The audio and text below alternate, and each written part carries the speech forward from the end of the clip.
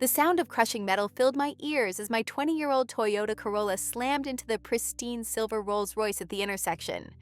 Rain streaked down my windshield, making everything look like a watercolor painting gone wrong. I sat there for a moment, hands trembling on the steering wheel, watching steam rise from my crumpled hood while classical music drifted from the luxury car in front of me. The damage was catastrophic. My entire front end was destroyed, while his bumper had barely a scratch. Would you have stayed in your car and pretended to be unconscious, or gotten out to face the music like I did? I forced myself out of my car, rain immediately soaking through my scrubs from my 12-hour shift at the hospital. The Rolls-Royce's door opened with that distinctive, smooth click. Out stepped a man who looked like he'd walked off the pages of Forbes magazine. Tall, silver hair, perfectly styled despite the weather, wearing a charcoal suit that probably cost more than my monthly rent. He had to be in his mid-50s. Are you hurt? He asked, his voice carrying a slight British accent. I'm so sorry. I stammered, water dripping from my dark hair.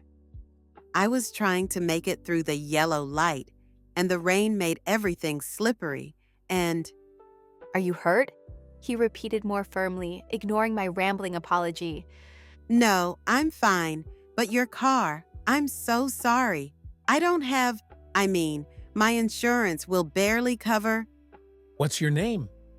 Sophia Chen. He extended his hand. Richard Blackwood. And don't worry about the car. I stared at him, certain I'd misheard over the rain. I'm sorry, what? Don't worry about it. These things happen. But the damage? Is negligible compared to making sure you're safe. He glanced at my scrubs. You're a nurse? I see you at Presbyterian Hospital. I was just getting off my shift when… Then you've had a long day already. He pulled out his phone. James? I need a tow truck at 5th and Madison. Yes, both vehicles. And call ahead to the Century Club. I'll need a table for 2 in an hour. He hung up and looked at me with an expression I couldn't quite read. Here's what's going to happen, Sophia. My driver will take you home so you can change. Then he'll bring you to dinner. I'm sorry? Call it payment for the accident. 1 dinner, and we'll call it even. I don't understand. Your car is worth more than I'll make in 5 years. You should be calling your lawyer, not asking me to dinner. Should I? He stepped closer. Tell me, Sophia, when was the last time something unexpected happened to you? Something that wasn't planned or scheduled or completely under your control? I don't know. Neither do I. Until today. The tow truck was already pulling up. So what do you say? 1 dinner, and we'll both have a story to tell. I should have said no. Instead, I found myself nodding. 1 dinner. 2 hours later, I was sitting in the most expensive restaurant I'd ever seen, wearing the only dress I owned that wasn't completely inappropriate. A simple black number from my cousin's wedding. Richard had changed too, trading his suit for dark jeans and a cashmere sweater that somehow made him look both more casual and more attractive. So, He said, cutting into what the menu described as grass-fed beef tenderloin with truffle reduction. tell me about the worst day you've ever had at work. Today, actually. We lost a patient, a little girl, only 8 years old. Car accident, same as ours, but… I trailed off. I'm sorry, this is probably not appropriate dinner conversation. Why not? Because you don't want to hear about sick children while you're eating a $100 steak. This steak cost $200. He said matter-of-factly. And you're wrong. I do want to hear about it. So I told him about little Emma Martinez, about how we'd worked for 3 hours trying to save her, about how some days I wondered if I was strong enough for this job. Richard listened without interrupting. When I finished, he was quiet for a long moment. My daughter would have been about that age. He said finally. Would have been… Leukemia, 15 years ago. He took a sip of wine. She lasted 8 months after diagnosis, long enough for me to learn that money can't buy everything. I'm so sorry. Claire was her name. She wanted to be a veterinarian. He smiled sadly. She would have liked you, I think. She always said she wanted to help people the way her doctors helped her. The conversation flowed easier after that. He told me about his business, tech investments that had made him wealthy. I told him about nursing school, about working double shifts to pay off student loans. You work 7 days a week? He asked. Someone has to pay the bills. When's the last time you took a vacation? I don't really do vacations. What if money wasn't an object? Where would you go? I thought about it. Italy, maybe. Florence. Rome. Rome is beautiful in the spring. I have a place there. Of course he did. What's it like? Lonely mostly. He looked surprised at his own admission. I spent so many years building the business, accumulating things, that I forgot to build a life worth living. Is that why you got divorced? Part of it. Margaret and we grew apart after Claire died. Grief affects people differently. She wanted to travel, to do charity work. I wanted to work more, make more money, build bigger walls around myself. And now? Now I'm having dinner with a woman who crashed into my car. And it's the most interesting evening I've had in years. When he dropped me off, I expected him to ask for my number. Instead, he simply said, Thank you for dinner, Sophia. Take care of yourself. I was convinced I'd never see him again. I was wrong. The next morning, the largest bouquet of flowers I'd ever seen arrived at my door. The card read, For someone who saves lives every day. Thank you for saving mine yesterday. R. My phone rang. Did you get them? Richard's voice warm and amused. They're beautiful, but you didn't need to. I wanted to? Are you working today? Night shift. I don't start until 7. Good. I'm taking you to lunch. Over the next month, Richard became a constant in my life. He would pick me up after shifts, take me to restaurants I'd never heard of, show me parts of the city I'd never explored. We went to the Met, where he knew more about Renaissance art than most guides. We walked through Brooklyn Heights at sunset. You lived in Brooklyn? I asked when he pointed out an old apartment building. 2-bedroom walk-up with 3 roommates. He smiled at the memory. Best years of my life, in some ways. I was hungry then, not just for success, but for everything. What changed? Success, wealth, the gradual realization that having everything you thought you wanted doesn't necessarily make you happy.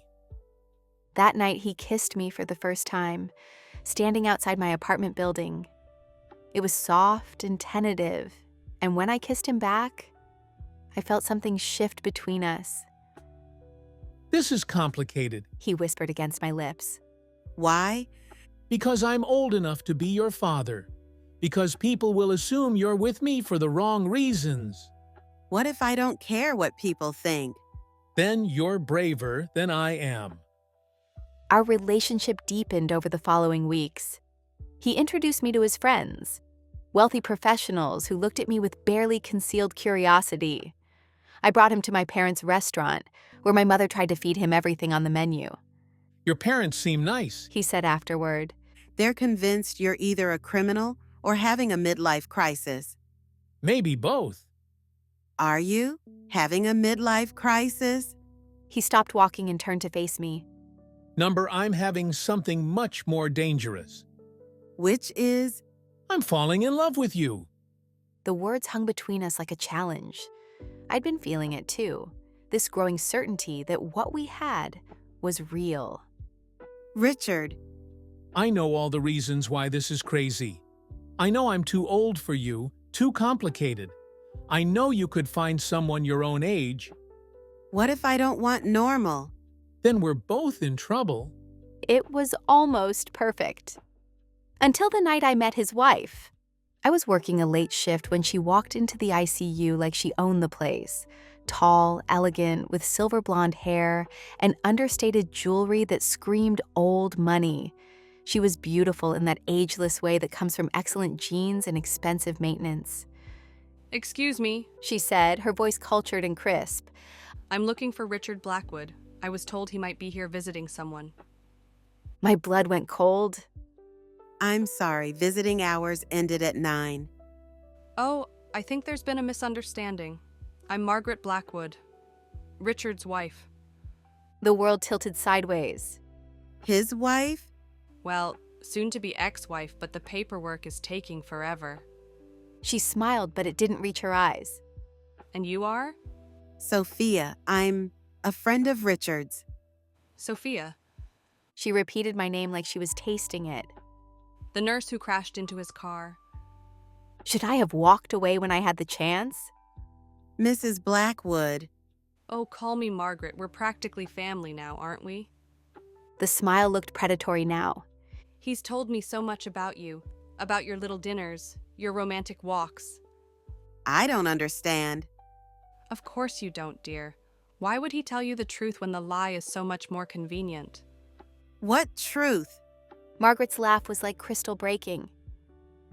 That we're not getting divorced, sweetheart. We never were. Richard and I have an arrangement. He gets to play house with pretty young women like you, and I get to pretend I don't notice. That's not. He said the papers were finalized. Did he? She pulled out her phone, scrolling through text messages. Here's one from this morning. Looking forward to dinner tonight. Love you. And another from yesterday.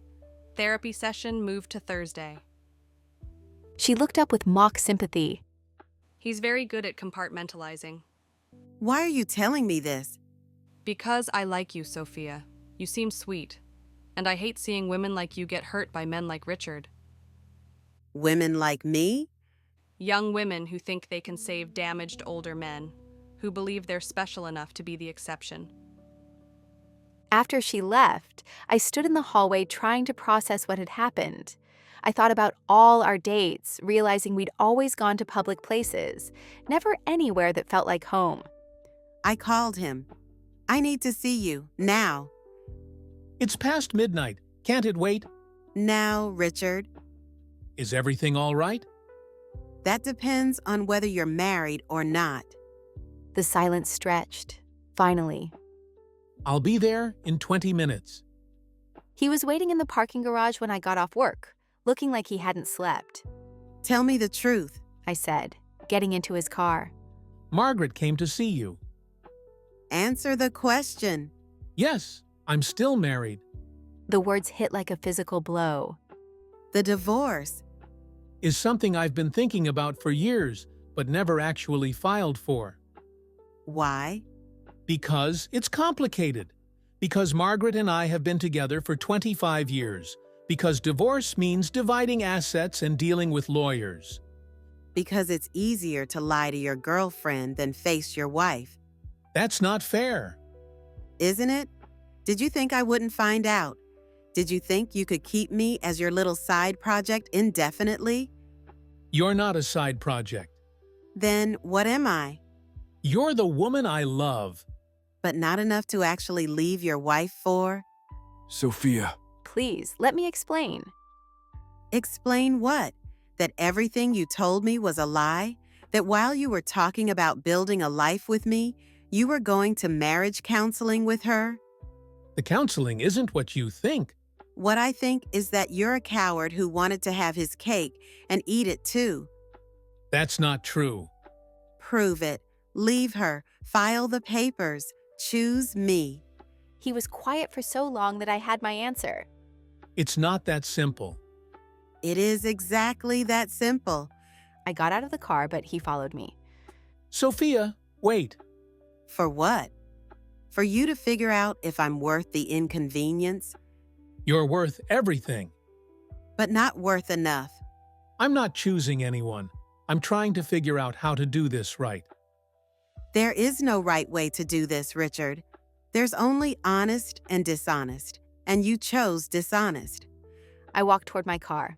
As I was getting in, he called out, She threatened you, didn't she? Margaret, that's why you're so upset. I turned back. What? She found out about us somehow, came to see you, told you things designed to hurt you and drive you away. So you're saying she lied? I'm saying she told you a version of the truth designed to make you leave me. And what's your version? My version is that I love you more than I've loved anyone since Claire died. My version is that I was working up the courage to file for divorce, but wanted to make sure I did it right. How convenient that you were planning to tell me just as I found out myself. Sophia... Number, I'm done. Find someone else to save you from your empty life. Richard. 3 days later, a single white rose arrived with a note. I filed the papers this morning. If you'll let me, I'd like to explain everything. R. I stared at the rose for a long time, then threw it in the trash and deleted his number. But that night, I couldn't stop thinking about something Margaret had said, about how she'd known exactly where to find me, exactly what to say to make me question everything. The next morning, I looked up Margaret Blackwood online. What I found made my blood run cold. Margaret wasn't just Richard's wife. She was the heiress to a pharmaceutical fortune worth hundreds of millions of dollars, a fortune that would be split in half if they divorced.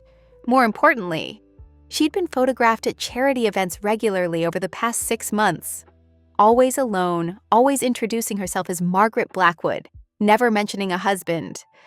I thought about the text messages she'd shown me, about how easy it would be to fake those. I thought about her timing, showing up right when Richard and I were falling deeper in love.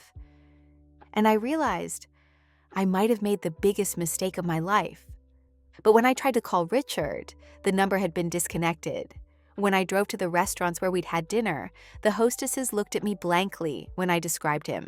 When I tried to find Blackwood Investments online, the company seemed to have vanished. It was like Richard Blackwood had never existed at all. 6 months later, I received a wedding invitation, not to Richard and Margaret's renewal of vows, but to Margaret Blackwood's marriage to a pharmaceutical executive named James Morrison.